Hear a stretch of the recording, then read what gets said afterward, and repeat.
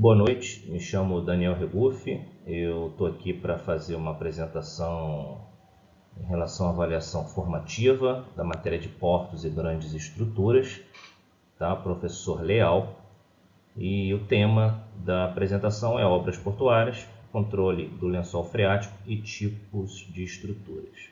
Tá? Basicamente, a gente precisa responder duas perguntinhas aqui, pergunta 1 e pergunta 2. Olha a pergunta aqui. De que maneira o rebaixamento do lençol freático pode ser aplicado na construção ou expansão de instalações portuárias?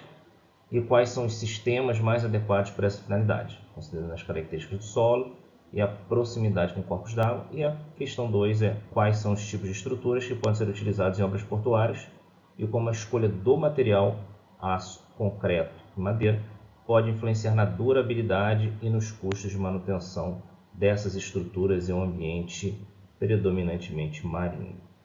Beleza, agora focando na pergunta 1, eu queria começar basicamente com a definição de rebaixamento de lençol freático. Vamos lá, o que é o rebaixamento de lençol freático? Redução temporária, que eu fiz questão de destacar o temporário, porque quase sempre o motivo é temporário, do nível da água subterrânea. Essa redução temporária ela permite escavações e fundações em solo seco. Isso aqui dá segurança para a intervenção, isso aqui dá estabilidade para o solo onde a gente está trabalhando, e muito utilizado em obras costeiras, principalmente pelo fato desses locais a gente ter mais problema ali com o nível do lençol freático. Tá?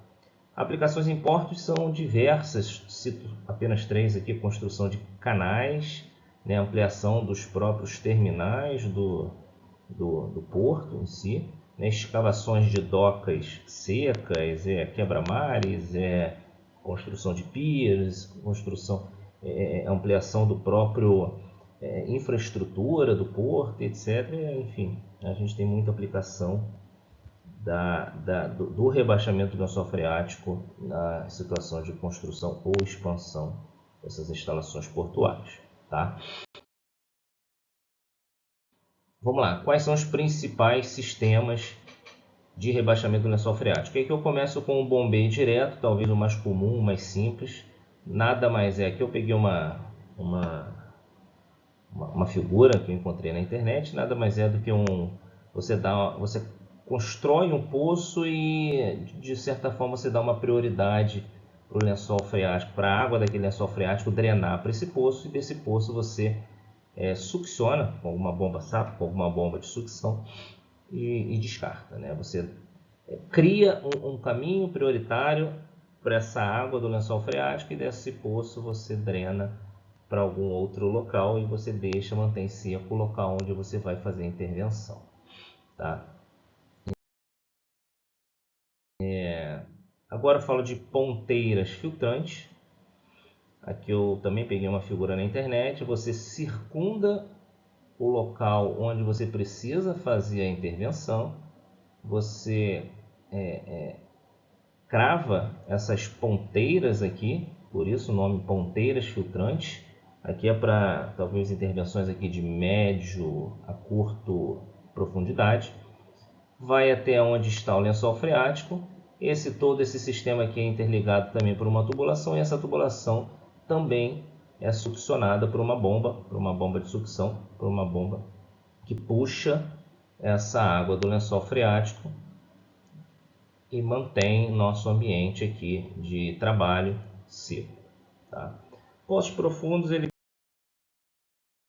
tem uma ideia similar às ponteiras filtrantes, mas utilizado para situações a gente precisa de uma profundidade seca maior. A gente precisa criar poços mais profundos. Ao invés de ponteiras, a gente crava, de fato, constrói esses poços aqui para succionar essa água. Também na mesma ideia das ponteiras filtrantes, succiona com bombas e drena essa água do lençol freático para manter aqui o ambiente de trabalho seco. Tá? E por último, no material Eu até peguei essa foto aqui, essa imagem do material disponibilizado, né? Ele chama de drenos e dá algumas subdivisões do dreno. Aqui eu trouxe a galeria drenante. Nada mais é que obras que têm uma alta vazão desse lençol freático, precisa dar uma alta vazão para esse dreno do próprio lençol freático. Você cria ali um caminho alternativo e um caminho preferencial para esse lençol freático ser drenado e a gente conseguir trabalhar num ambiente seco. Vamos lá. Bom, na pergunta 2, quais são os tipos de estruturas que podem ser utilizados em obras portuárias e como a escolha do material pode influenciar na durabilidade e custo, tá? Principalmente em ambiente marinho. Aqui, basicamente, eu trouxe 3 categorias de tipos de obras portuárias, de estruturas portuárias. Aqui eu começo primeiro com os berços de atracação. Aqui é o próprio cais, mas você pode ter outros tipos de berços avançando para o mar, né? Isso aqui é uma estrutura que a gente precisa provavelmente rebaixar o lençol freático para fazer uma construção, tá? A segunda, estruturas de proteção, ou seja, estruturas que protegem o porto em si, a área de porto da condição de mar, principalmente, né? E aqui está uma estrutura aqui de um quebra-mar. Às vezes é de pedra, às vezes é de rocha, é alguma coisa nesse sentido, mas também pode ser de um concreto armado, por exemplo. E por fim, uma infraestrutura de suporte mesmo, o próprio porto em si, com seus armazéns, com suas pistas, com a sua estrutura como um todo, né? Que aí, por acaso eu coloquei a foto do maior porto hoje do mundo, o Porto de Xangai. Tem uma estrutura gigantesca aqui, uma estrutura costeira que provavelmente precisou de trabalhos de rebaixamento do lençol freático para a construção, tá? E por fim, quando a gente fala do material em si, aqui eu trago algumas características, né? Primeiro, o aço, né? Alta resistência. O aço ele tem uma montagem rápida quando comparado, por exemplo, ao concreto armado, porém ele necessita de um cuidado adicional, principalmente contra a corrosão. E quando a gente fala de ambiente marinho, a corrosão ainda é mais severa, então tem uma preocupação adicional quanto a isso, tá? E quando a gente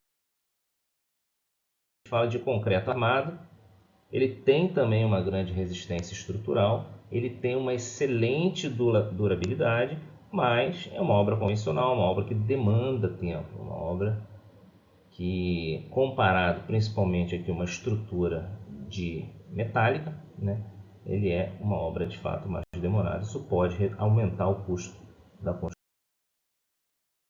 construção, tá? E por fim, a madeira. Ela normalmente é utilizada em estruturas menores, principalmente pela sua resistência mais limitada. Ela tem um menor custo inicial quando comparado ao aço e quando comparado ao concreto, porém ela tem uma menor durabilidade, né? Principalmente também nesse ambiente marinho. Então pode ter um custo inicial reduzido, porém um custo de manutenção que, a depender da construção, a depender da intervenção, não vale a pena. Enfim, é isso. Esse aqui é meu último slide.